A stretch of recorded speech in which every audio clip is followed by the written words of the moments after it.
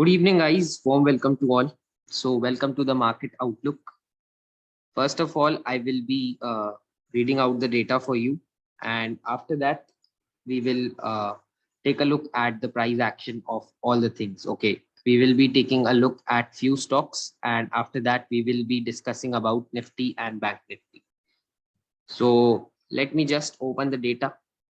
This is today's data. And as you can see that clients have bought net stock futures, they have sold net index futures, they have bought net index calls, and they have sold net index puts. So good thing in this data is that clients have sold net index futures around 28,688 contracts. That makes us at a net long figure of 47,155 contracts in index future longs in the case of clients. If we talk about foreign institutional investors, they have sold net stock futures, they have bought net index futures, they have bought net index calls, and they have bought net index puts as well. But if we see FI's data today, it is bullish. Okay. So clients data is bullish. FI's data is also bullish. If we talk about pros, so for a long time this figure was in red, and today if you see the proprietary desk are now net long on the index futures. Fine, but they have sold index calls and they have bought index puts. Again, this data is totally confusing because it's giving you mixed signals. FIs are a bit mild bullish, clients are bullish, pros are looking bearish, but they have bought index futures and now they are net long on the index. But if we see what happened to the markets at the end, then we will get confused like what has happened in the markets today. So was it a selling because of a mid market update that came in because of Russia and Ukraine, or it was something else? Fine.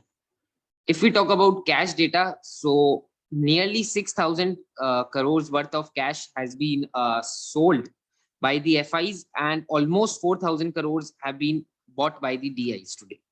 So cash data is still negative by 2,000 crores almost, and the cash selling by the FIs continues. Let's talk about price action now. On the data, I would not like to give any conclusions today because the data is giving us a mixed signal. It's not telling us whether it's clearly bearish or a bullish data. So we will not like to, I will not like to provide any conclusions on the data. Let's just analyze price action and understand what are the opportunities that are developing for tomorrow. Fine. First of all, let us talk about our best trade of the day, which was Chambal Fertilizers. In the morning only, I gave you one update, and yesterday also I shared a good analysis on Chambal Fertilizers. I told you that it can give you some sort of a trade, and it was in our watch list. So it was one of the best picks that we traded today. The second one was Coal India, of course, but the best thing that we traded today was Chambal Fertilizers. Okay. What happened in Chambal Fertilizers? Let me just give you a quick hint on the entry. Fine. Let me just tell you how I entered into the trade and where I exited. Fine. See, Chambal Fertilizers opened gap up and it was outside previous day range. What I always tell you, when the market opens outside previous day range and they fail to follow up, जो first candle का high बनता है, if the markets are not able to break it and it breaks down the low, जैसा कि यहाँ पे हुआ, low breakdown हो गया, then what happens? Then you generally see some fall in the markets. Okay, because the bulls are trapped in the very first candle. As soon as the low of that first candle breaks down, the bulls are trapped. Now we do not take entry immediately. यहाँ पे जैसे breakdown आया, we have not entered into this immediately because यहाँ पे एक gap आ रहा है. तो gap will generally act as a support or resistance, but यहाँ पे market नीचे जा रहा है, तो it will act as a support. Fine. उसके बाद क्या हुआ, when you broke that support, there you go for the entry, यहाँ पे आप एंट्री करोगे, ठीक है, यहाँ पे आप एंट्री करोगे प्रीवियस कैंडल पे या फिर उसकी प्रीवियस कैंडल पे आप अपना एसएल मार्क करोगे। ओके फाइन, आपने इस की लेवल को तोड़ा है, इसके लो को, तो डेफिनेटली आपका एसएल इससे थोड़ा ऊपर होगा, which can be at the high of this candle, इस पे भी रख सकते हो या थोड़ा सा नीचे भी रख सकते हो। Fine, then you start trailing the trade. First target आपका होगा जहां पे ये रीटेस्ट कर रहा है डेली चार्ट्स पे, because it was trading at 52 week highs, तो generally it will take support at the previous 52 week high, which can be your first target. उसके बाद आप ट्रेल कर सकते हो, and this was a very good trade because we entered at around 507. Today's day low is 437.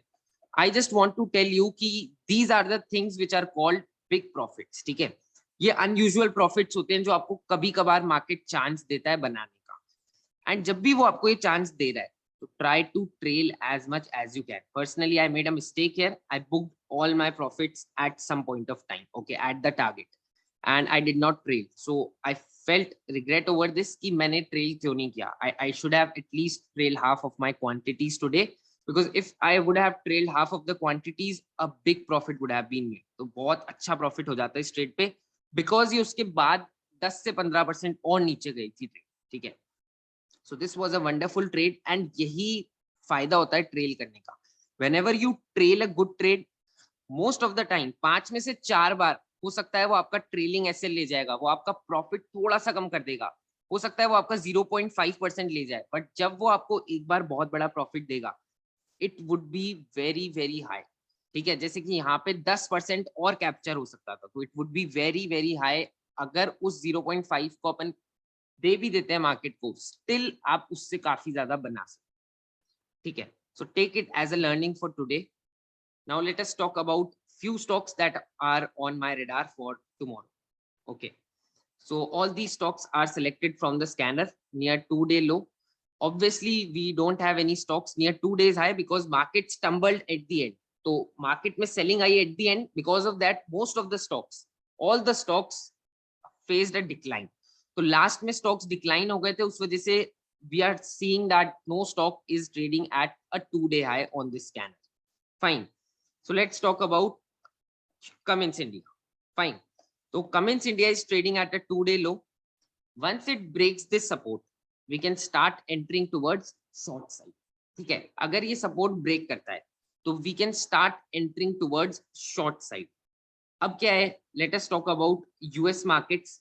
तो if we see US markets, so US markets are doing quite well right now. ठीक है, US 30 is 0.93% up, US 100 is 1.38% up.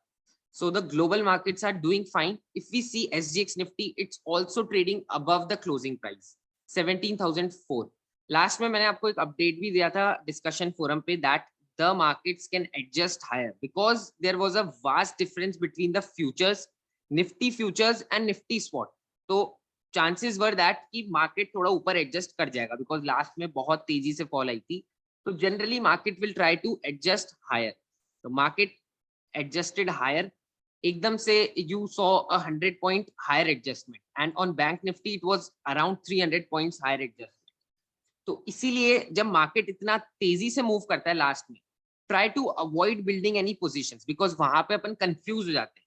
अगर आप कोई position बना रहे हो तो इसका मतलब ये है कि आप खुद को फोर्स कर रहे हो, you are forcing yourself for a trade. आप बस किसी ट्रेड को लेना चाहते हो ताकि आपको पैसे कमाने को मिल जाए.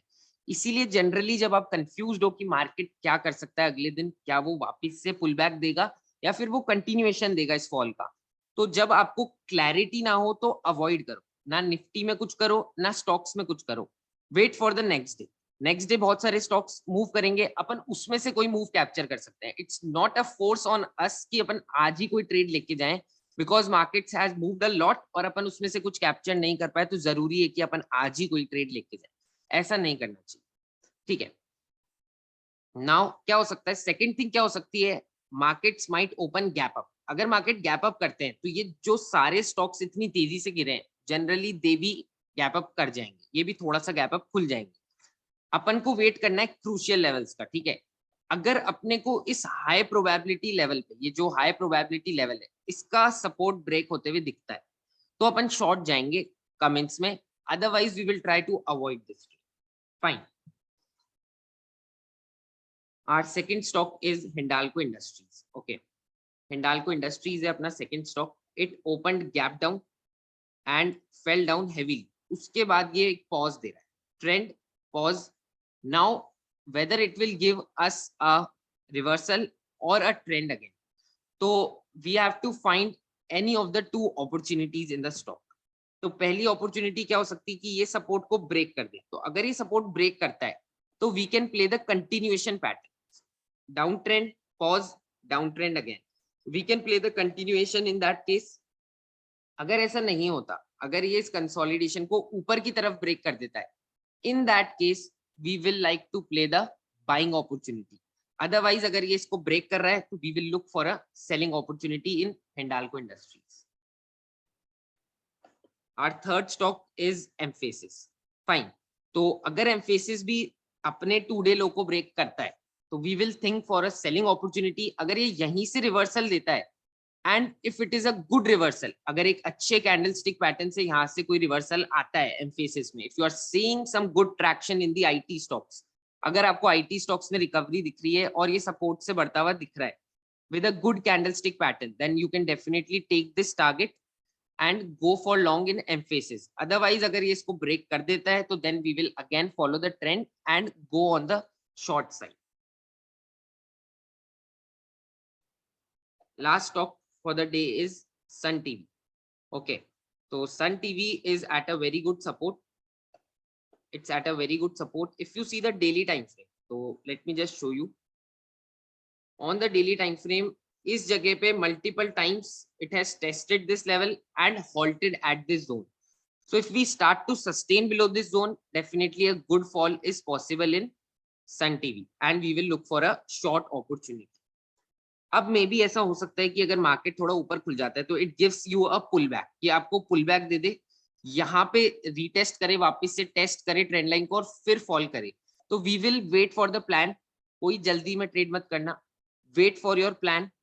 Wait for the markets to break this crucial support and then you should enter into the shorts in case of Sun TV.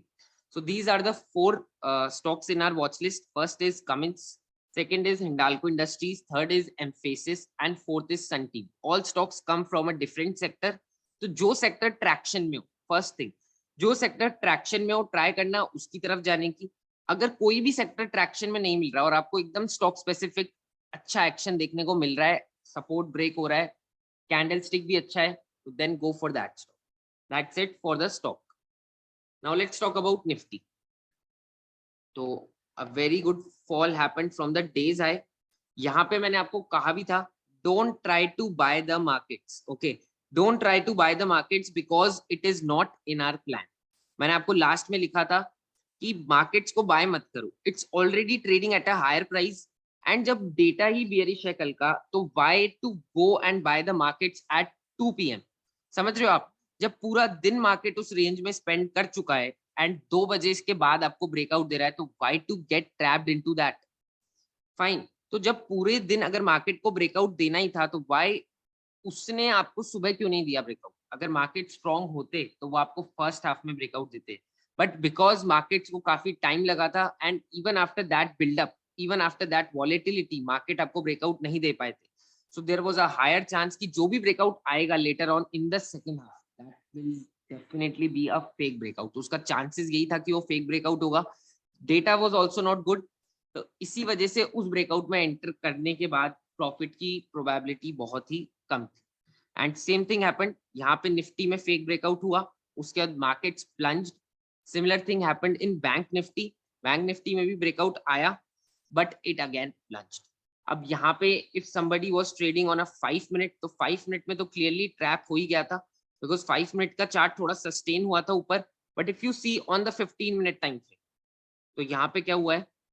यहाँ पे you have not broken out clearly, क्योंकि यहाँ पे इस वीक के अंदर ही रह गया मार्केट. और जैसे ही मार्केट वापस अंदर आया और मार्केट ने प्रूव कर दिया आपको कि ये एक फेक ब्रेकआउट है, उसके बाद फॉल बहुत तेज हुई मार्केट. ठीक है, so that is the reason why the fall was escalated today at the end. उसके अलावा एक और रीजन था, मार्केट का एक क्रूशियल सपोर्ट था 17,000 पे, बिकॉज वहां पे मंथली पुट्स में बहुत अच्छी राइटिंग थी. but as soon as market closed below 17,000, so bulls that were holding their ground strongly at 17,000 levels, they gave up and market 1% और plunge हुआ last के 15 to 20 minutes. ठीक है, so such things can happen in the market.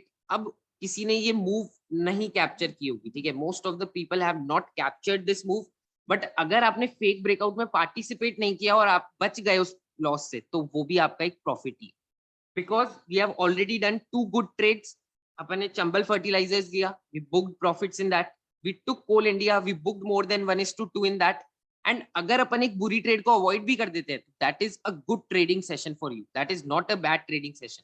अगर आपने अपने plan को follow किया, आपको लॉन्ग नहीं जाना था, आप लॉन्ग नहीं गए, आपको जहां पे शॉर्ट जाना था आप शॉर्ट गए, और जहां पे लॉन्ग जाना था वहां लॉन्ग भी गए, और आपने हर तरफ से अपना बेस्ट दिया, then it is a good trading session for you.